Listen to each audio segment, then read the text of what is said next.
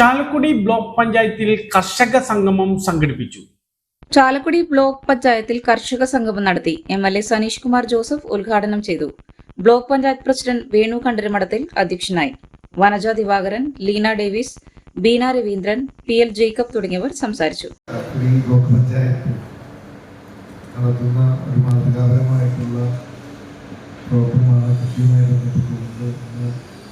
നമ്മുടെ കർഷകരെ മുഴുവൻ നമ്മുടെ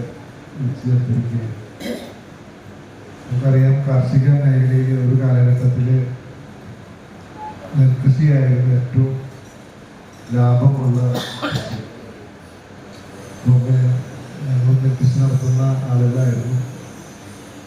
ഒരു കാലഘട്ടം നമുക്കറിയാം, പലപ്പോഴും നമ്മുടെ ആദായം എടുത്ത് പരിശോധിച്ച് നോക്കിയാൽ പഴയ കാലത്ത് പാടത്തിനായിരുന്നു വില കൂടുതൽ, പറമ്പിനന്ന് വില കുറവായിരുന്നു.